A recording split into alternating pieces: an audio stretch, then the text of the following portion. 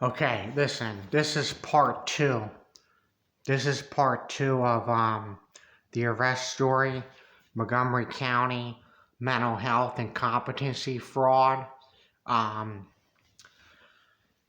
because I just finished part one. I just finished it, and I left out some things. And listen, hold on a second. This is we're advertising too. Boost high protein, it's Cinnabon bakery inspired flavor. My father ordered me these. I made up with my father, and I forgave him for what happened because there's another situation going on that I can't talk about. Um, and this is turmeric tea right here. I drink turmeric tea every day. Um, and so let me get back on track with my video here. I got 15 minutes to record. Um, a couple more things that was happening at the house. Um, I slept in the back of his truck one night, in the truck bed, um, without any blanket or anything, because he was so psychotic. I couldn't go back in the house, and I think he had the doors locked. Um, and so he has some vehicles parked around the property, and I slept in the back of a truck bed, to make the story even worse. And another time, he locked me out, and there's a Mercedes parked in the front along the side of the driveway, and the doors were unlocked. And there was a very thin wool blanket in there, but I used my sweatshirt as a pillow. And it was winter time. It was like, this was December, January, of the early stages of the pandemic. And I think right before the pandemic, it was 3 or 4 years ago, so I don't know the exact timeline or the dates, but I slept in the back of the Mercedes one night, because he locked me out of the house, and it was cold out. It was wintertime, like I said, and all I had was a thin wool blanket, and the Mercedes didn't have the keys in it. The keys weren't in it, so there was no heat or anything like that. Hold on a second.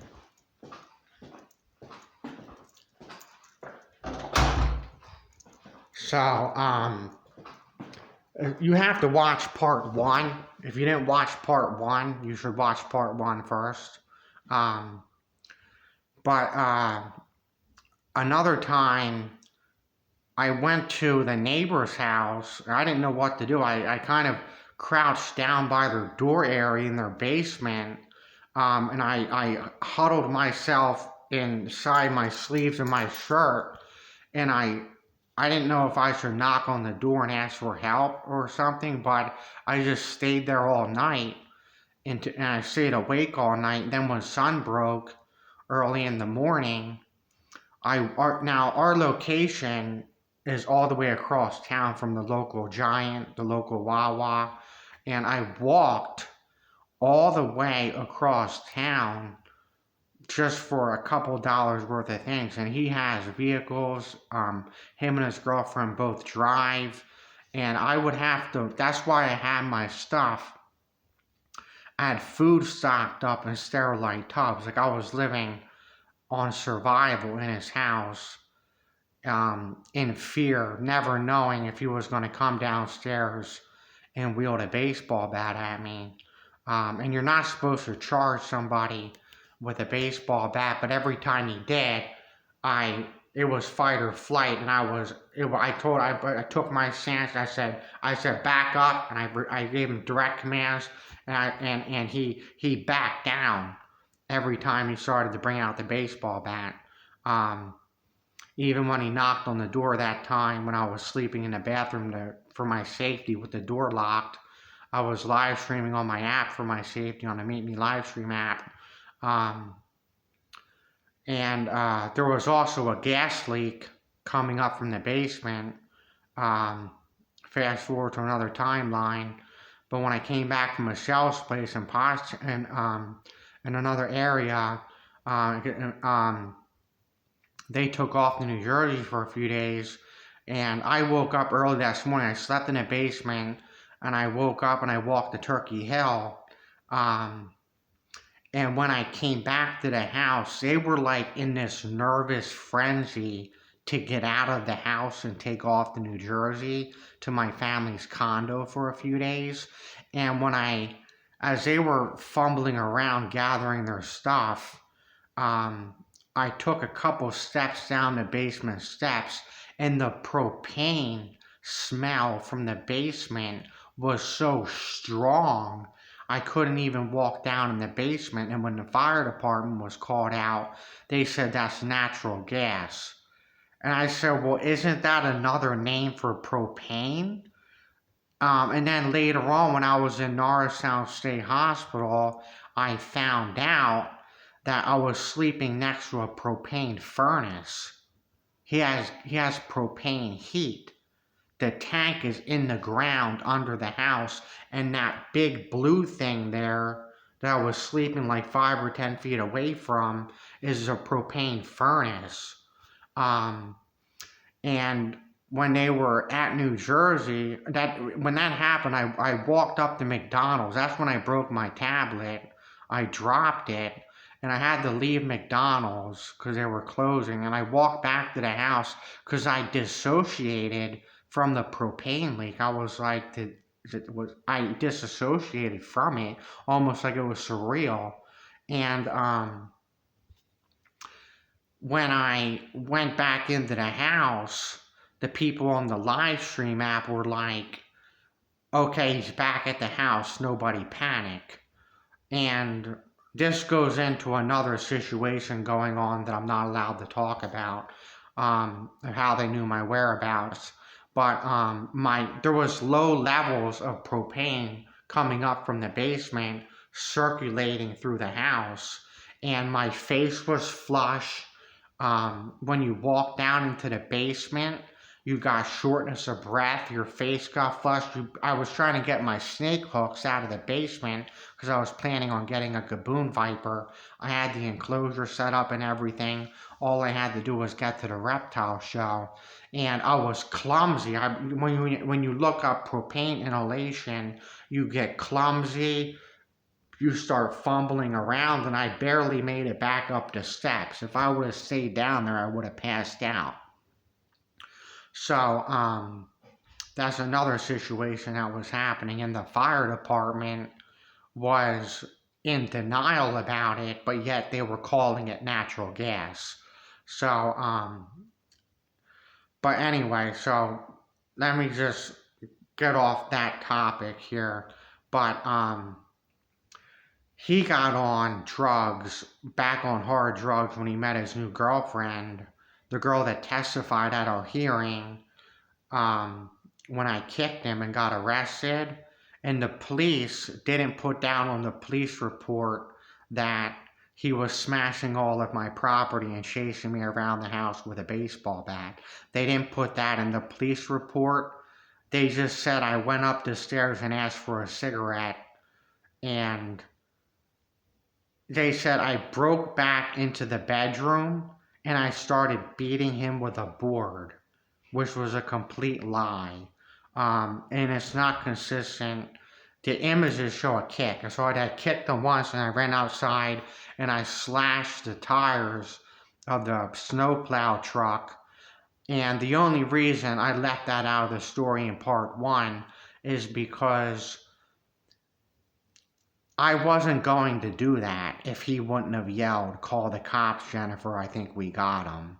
I had an intuition that because I made physical contact and that they were going to arrest me, so I took advantage of slashing out the tires during a snowstorm before the police took me away. And I looked at it like I escaped into the cop car into the county jail, because if I would have went back into the house and he would have went outside and saw that the truck tires were slashed, he would have started swinging that baseball bat. And if I know I could have beat him even if he had a baseball bat. I have no doubt about that. And I wasn't, like I said, every time he came at me with that thing and I went into combat mode, he backed down and he retreated. You know what I mean? So if anything would have escalated further, if I would have went back into the house, it could have and I could have ended up in Norristown State defending myself against something a lot worse than a petty kick. Do you know what I mean? But the police report was exaggerated, and Jennifer, when she testified at my hearing, she said that we were awake for 20 minutes arguing. I wasn't even awake for 5 minutes and I was in handcuffs. And she's not even credible to get to that point. Um, Before this happened, she whacked me over the head with I thought it was a 1x3, but the ambulance paramedics were making comments on their radio and they were saying it was a 1x2 board. It was a long board.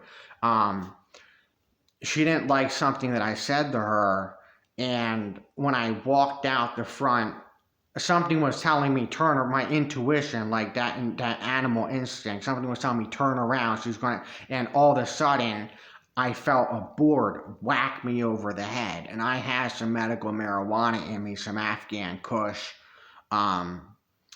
vape pen, and some Pineapple Express or something like that, maybe Pineapple Skunk. I don't know what kind of pineapple it was, but I was numbed out from the initial headache from it. But I was in a concussion because I could feel that I felt partially drunk and my speech was slurring. So when the ambulance came and I told the cops what happened, they refused to press charges. They said, we can charge her with harassment. And I said, excuse me, that was an aggravated assault. If I would have done that to them, I would have been taken away in handcuffs immediately. And to get further into the story of how they're immune to being arrested, my father stood on the hood of my sister's car, which was parked in his driveway, stood on the hood of my sister's car with a shovel and bashed in her windshield. She was sitting in the driver's seat. She was so scared that she shit her pants. And none of the neighbors called the cops. Another time, this was when I was at the house being antagonized for 2 months. He came inside the living room and he said, I just hit a kid on his bike with my gold truck. And I said, well, did you? He said, no, the kid just flew off his bike into the grass. And he said the paramedics were en route. They weren't on call for it, but they were just driving up the road. And he said the paramedics waved to him. So he hit a pedestrian and got away with that too, a bicyclist. So he's been getting away with everything. And when he was with Darcy, he was just taking Adderalls. And when he met Jennifer, he got back on methamphetamine, speed. He got on hard alcohol, was taking his Percocets that he's prescribed, and was smoking marijuana. So he was on a combination of different things. He was drinking high alcohol content like blueberry vodka, Smirnoff, and stuff like that, and speed. And that's why he was so crazy. He was paranoid and everything, wielding a baseball bat at me and stuff, smashing my stuff and stuff like that. And I kick him. I get tired of being abused and antagonized. I stand up to my abuser. I kick him one time, run out the front of the house, met the cops at the end of the driveway, tried to tell them what was happening, and the cops arrested me. Instead of taking my side of the story and getting my father some help, they arrested me, and I was sent to jail. Then I was sent to a state hospital for 2.5 years, and sent to this RTF facility. And then they want me to go to a group home. So I'm at my 15-minute time limit, but that's some of the backstory. Another time, real quick, I was locked in the back bungalow. There was no heat, no running water. I had to shit and piss in a bucket because he had me locked out of the house. And I tried calling the cops because he was fighting with his girlfriend, and the cops completely ignored the situation. That's all I have time for. Thank you.